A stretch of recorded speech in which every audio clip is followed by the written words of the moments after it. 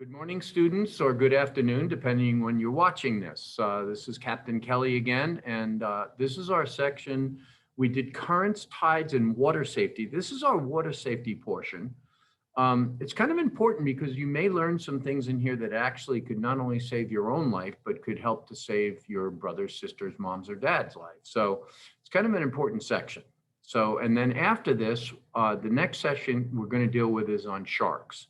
Now, you're going to be receiving some books on this section, and just to kind of let you know what they look like. Okay, so you're going to be receiving a couple of books that you're going to receive in your packet. One is this book, and this is, again, on water safety, and this has some kind of cool things. There's some coloring in here, dot to dot, and as you do this, you're going to learn quite a bit about water safety. It's kind of cool. And one of the books that I like is the Aquasmart. And this book will, again, cover a lot of water safety thing. It has dot to dot puzzles, different type of mazes and other things. It's kind of fun, but again, the thing you're going to learn a lot is about water safety. So anyway, this is these two books you're going to receive. And by the way, if for some reason you're in another school and you don't get these, you could maybe contact Elkhorn School with your address, and I'll be glad to make sure that you get one. Okay, thanks. And so let's go to this now. Okay, so now if you take a look at the expression on these girls' faces, you're going to see, if you can really look at them closely, they're not happy. They're actually really afraid. And probably what has happened is they got knocked down by a big wave because they got out too far. And look what's coming. Not good. So one of the things that you need to be super careful of is not going out ever when you're in the ocean and there's big waves. You never go out above your knees. You always stay less. You never go out where the water is really deep. And because there's two things that we're going to talk about. One is undertow, a force that can pull you under the water and out in the ocean, and then riptides. So, and there's also what's called, as a surfer, because I surf, there's what's called sneaker sets, which are really big waves that come unexpectedly, and they can be much larger than the rest, and they can get you out. And a lot of people aren't super careful. These people, if you can see, have gotten, they're really, really, really close, a little too close to the ocean here, to big drop-offs, because they're trying to see what's going on. So they're not being careful enough, and they're getting too close. And then there's also the case where people will go out on jetties to fish, and an unusually large wave called a rogue wave can come.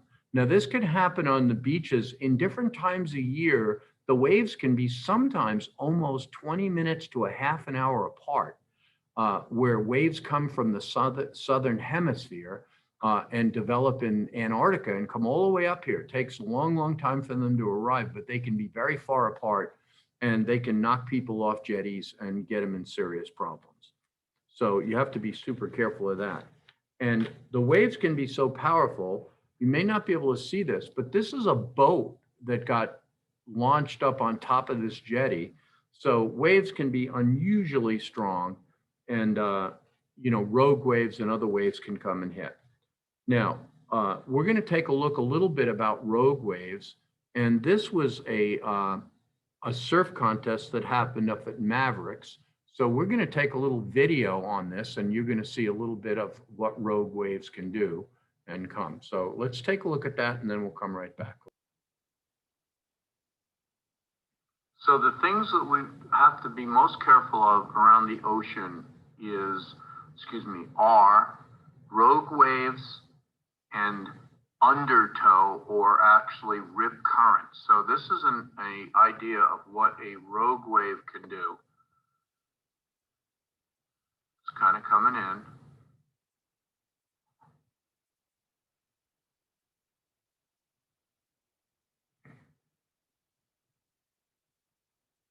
You can see what's happening here. People weren't prepared for this. Needless to say, pretty nasty.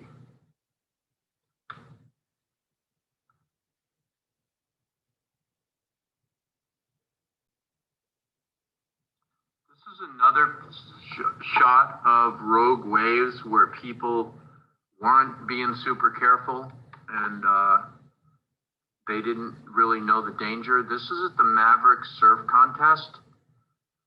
You can kind of get an idea what happened here. The people really had no idea.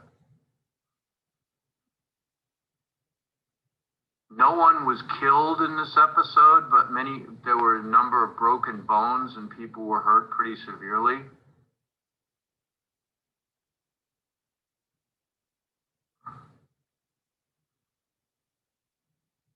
You can see, pretty dangerous.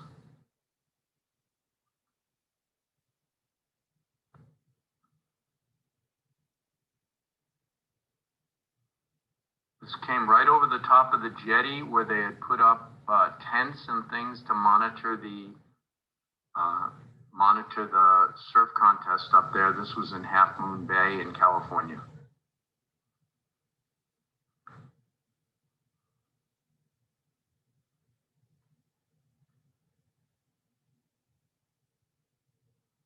It's another shot of people on the beach with waves coming in.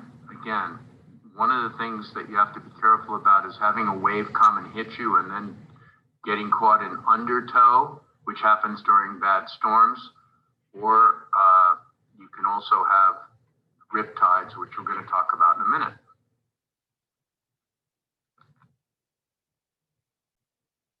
Okay, so you kind of saw with the videos a little bit about the Maverick Surf Contest, which this is a picture of. Again, a lot of people don't realize the power of the ocean, and you have to be super careful getting too close to the ocean. And a lot of times it's hard to tell. So, you know, you want to make sure you're with adults and hopefully with an adult that is knowledgeable about the ocean. A lot of people aren't that knowledgeable. They haven't lived close to the ocean. They don't know what it's like to be near the ocean. So a lot of times, you know, you need maybe after you read the books and do the classes that we're going to have, you'll have to be kind of the teacher. And if your parents or your brothers and sisters or other people, uncles or whatever, haven't a lot of experience, you want to make sure that you don't let them get too close to the ocean. You don't want them to get too far out on rocks because, as we said, the big rogue waves can come and sweep them off. Now, this is especially dangerous because this person has like a rubber suit on to protect them from the cold. And a lot of times water can fill the suit, or what they call waders. They can fill them up and they're like a big anchor. And then you can't swim with those on. It's actually almost worse than being without any protection at all. We're going to talk a little about rip currents now. Now, rip currents are an unusual thing that happens when sandbars form and other things. And what happens is the big waves come and they break on the beach, and then a sandbar or shallow area will form here, and a shallow area will form here, and the water has to get back out in the ocean, so it'll come out and go out like this. Now, it's kind of hard to determine where the rip currents are. We're going to take a look at a video in a second, but this will kind of give you an idea. Sometimes when you look and you can see something that looks like a little river that goes out, you know, you'll have to be extra careful. Some places, I think we mentioned, it's not a good safe place would be at places like Marina State Beach, which has really, really nasty rip currents that go out. Very, very bad. And Moss Landing can have some during big swells.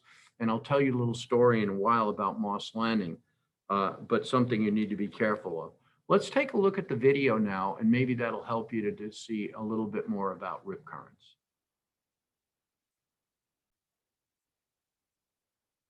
So rip currents, again, we're going to take a look at now, and something that we have to be really careful to avoid. You can get sucked out in the ocean. Some beaches are much more dangerous than others. In our area, Moss Landing Beach can be very bad, and the worst one probably is Marina State Beach as far as rip currents that can suck you out. Ocean that draws the water away from the beach. The eco-friendly paint melts into a neon green haze, and with it you can clearly see the path of the water, a perfect illustration of a rip current. The person in the rip where the dye is, that water is flowing out. As you can see, the green dye isn't coming in. So what you want to do is swim sideways out of the rip. Ocean rescue lifeguards demonstrated the proper way to break the grip of the rip by staying calm and swimming sideways. Even though the waters look calm, the rip current can be silent and deadly. So understand how to get out of that area by swimming sideways or parallel to the beach. Basically, we want people to learn how to break the grip of the rip. And when you're headed to the beach, Okay, here's another example of the rip current. And you can see here, they put dye in also. And again, this is going out pretty strong. Now, one of the bad things is you cannot swim against this. Generally, the rip currents go at about 5 miles an hour, and Olympic swimmers can't swim at 5 miles an hour. So what happens if you try to keep going back in this way and try to get back towards the beach, it'll keep sucking you out and you'll get tired and eventually just get sucked out in the ocean. So what you really have to do is take a look and calm down. You always want to get into where the waves are breaking. So instead of trying to swim back against it, swim in this direction and you'll get into these breaking waves and then it'll force you into the beach. And again, if you were on this side, instead of staying in the deep water, you get over to where you see the waves breaking. Generally where waves are breaking, it's shallow water, and then you can swim in this way and use the waves that come in. Another example to kind of give you another idea is here's another picture of, again, a rip current is going out and you can see it going out this way. So you don't want to just kind of swim against it. You want to try to go out. Now, one of the bad things about this, about these currents, okay, one of the bad things that you don't want to do and this is kind of a serious thing, if you are near the beach and your little brother or sister, or even big brother and sister, are swimming with you, and there's big waves, you tell them not to go in over their knees. You do not want to have them go out where it's deep. And if they start to get sucked out, do not go after them. Many people have lost both brothers and sisters when they've tried to rescue them themselves because you won't be able to help them. You're going to wind up getting sucked out yourself. So as scary as it is, you're going to have to call for help. Now, you don't go after them yourself. And a lot of times it's sad. There was a case in Moss Landing about 20 years ago where a little girl wound up starting to get sucked out in the rip, and her dad went after her and he got sucked out and they both died. You cannot go after people when they go out in the rip. The only way you can do that is if you have a surfboard and a wetsuit on. And generally the waters in Monterey Bay area here are very cold. They're very cold, and you get what's called hyperthermia, which means that the water's so cold it sucks all the heat out of your body.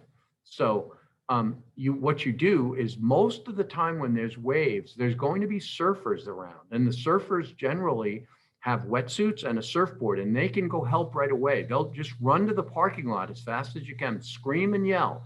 And as the books that you're going to receive will tell you, try to throw something out to them that will float, like an ice chest, or not that you'd have this, but if you had a life preserver or something else that floats, throw it as quickly as you can out into the rip current so it'll get sucked out with them and they can grab a hold of something. But most of the time, there'll be surfers close by if there's waves. And if you run up to the parking lot and scream and yell, a surfer will immediately help. Their surfers are really good. They save many, many lives. I'm going to show you a few more articles in a second, but I want to tell you a story that's true. My son was at the beach in Marina, and this was probably about 12 years ago or so.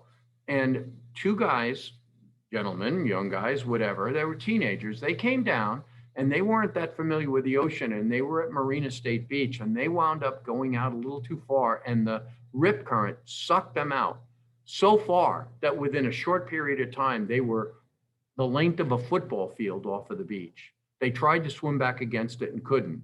So my son ran up to the parking lot, grabbed his surfboard and got his friend, and they went out, both of them, and they wound up going after these two young men. And by the time they got out there, they were probably a couple lengths of football fields away from the beach. And they had wetsuits on. So they wound up paddling up to them, and they got the two teenagers onto their surfboards, and they hung on the surfboards.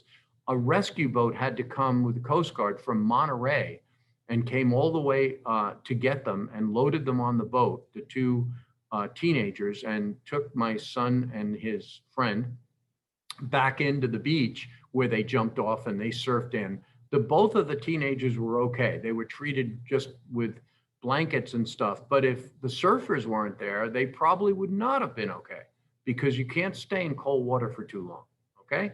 Now let's take a look at this other article. I want to show you this. Okay. Are we still recording? That's fine. This is a thing here. You can see this was Asilomar, two surfers, the bunch of surfers looking, but there was some swimmers that went out again off of Asilomar Beach, and they got sucked out and they got lost. You know, these were, unfortunately, the Asilomar swimmer was presumed dead. They never found him. And here's another article. It was in the local paper, and you can see this. This is an article and saying, now this actually, they were rescued. These people were rescued. But again, you have to be super careful about getting too far out in the ocean, okay? Do not, couple of rules, do not, when there's waves, go out over knee deep. If someone else starts to get sucked out, do not go after them.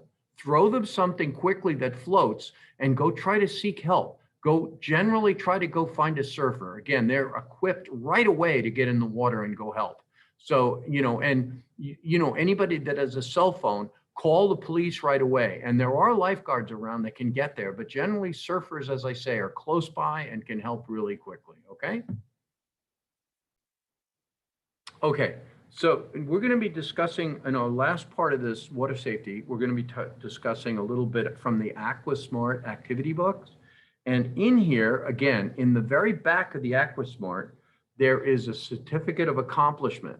Now, if you fill out the book and you go through it, you can actually get this certificate kind of that you can post, and it's kind of a sort of not a license, but let's just say a degree or a accomplishment that your parents can sign or a teacher can sign if you have them available, showing that you've completed the safety class, okay? Now, some of the things in here, again, as I said, in here, a lot of times, children should always be supervised when they're in the water. A lot of times, it's good to try to learn how to swim as soon as you can. If you don't know how to swim, there's a lot of life jackets or life preservers that are available on Craigslist or at flea markets. They only cost a couple of dollars. You can get a good used one and have that and take it to the beach. You don't have to be quite as careful if you have a life preserver on, and in any case, it's a good thing to have at the beach to be able to throw to someone that's in trouble. The other thing is, before you get in the water ever as a student or a child, do not go in without your parents knowing. Make sure your parents are aware and give you permission to go into the beach or the water if you're near a river or whatever before you go in, so they know that you're in the water. Don't go out by yourself without them being aware that you're going in, okay? Now, there's safe swimming areas and not. Now, in the ocean, again, like around Moss Landing, Monterey Bay, Del Monte Beach is a really nice, safe place to go in. The water goes out, the bottom of the ocean goes out very gradually. It's a nice place to swim, and that's kind of what you want. You don't want a place that's going to drop off very quickly in these big waves. Those are the dangerous places. And again, if you're going to swim in a lake, that's generally a good, safe place to swim. If you're going to swim in a river or a stream, make sure that the current isn't running super fast. You can always take a stick or a leaf or anything and throw it in the water and see if it goes past really fast. If the water's moving really fast, that's not a good thing and not a place you want to go in. Okay. And your parents can help you with this. Okay. And again, a lot of times your parents may not be as knowledgeable as you are. So you need to kind of help educate them. After you read this book, you're going to know what's safe and isn't. So you're going to have to wind up trying to help them to help you. And again, the book will really be a good help in helping you do that. Okay. This is a little bit of a book in here that tells you about different places to swim. And the canals in California are not a good place to swim. They bring water in, but they're generally run really fast and they're not a safe place to be going out to swim. Okay. Now, life jackets. Okay. We're going to talk a little bit about those. There's different parts, different life jackets that you can have. Okay. There's what's called cushions that are available. There's safety rings. These are called throwable devices. And these are things that you would throw somebody if you're on a boat and you see them in deep trouble, or you could throw them in the beach, and the ocean would be a great thing. You might not have one. And these life jackets are a part that you would actually put on. Now, life jackets for children must be worn on a boat. Just like if you get in a car, you have to wear a seatbelt. If you're on a boat and you're younger, you must wear a life jacket. Actually, your parents can get a ticket if you do not have one on. So if you're on a boat, even in a lake or definitely in the ocean, and you go out, you must wear a life jacket, and you might tell your parents, and you might want to wear one just to be extra safe, especially if you don't know how to swim. But in any case, you're required by the law to wear one. Now, this is going to talk about things that are safety helpers. So in other words, if you were in a river or a stream and somebody was out in there, rather than jumping in, this is kind of a funny thing because you would like draw a circle around the helpers. So a board might be a helper. You could pass that to someone. An oar would be someone. A hand probably, but it'd be nice if you had something longer like a branch. But would a bicycle be a helper? Nah. Would a pair of shoes be a helper? Doubt it. So things that would reach out and help, okay? Now, different things that you could throw someone would be, for example, an inner tube would be a good thing to throw someone if they were in a rip current. An ice chest, an empty ice chest floats. That would be a good thing. How about a clock? You gonna throw them a clock? Don't think so. Life jacket, good idea. A beach ball? Not a bad thing. Or a soccer ball, if you're playing soccer on the beach, not a bad thing. Somebody can hold on to it. And a rescue ring. These are the kinds of things you're going to learn, okay? Now, look before you leap. And this is a really important one, okay? And this is one of the things that a lot of people get hurt and is a very important thing. Because a lot of times you're going to see your cousin or your brother or someone else is going to be at a lake or a stream or a river, and they're going to want to jump off rocks. And a lot of people are killed and drowned and paralyzed for life because they'll jump into the water and they're going to think the water is this deep. They're going to think it's super deep. And it's really not. It's only this deep because you really can't tell. So you always want to, if you're going to dive into a place, you always want to make sure that you go out to where you're going to jump in and you go ahead and you stand there or go try to swim down to the bottom and make sure that it's deep enough, because you don't want to dive off a dock and have the water only be a foot deep, because you can hit your head and that could snap your neck and it could paralyze them. And a lot of times people will do that and they'll be knocked unconscious and they'll drown because they're unconscious. So it's very important that you see how deep the water is. And that's why they say, look before you leap. So either take a branch or go in and make sure how deep the water is. Probe it first to make sure it's deep enough. Again, we talked about this, but there's so much in here. One of the other things is balancing the load in the boat. And this is something that you're going to see in a small boat, you have to be really careful that you don't stand on the side when you get in.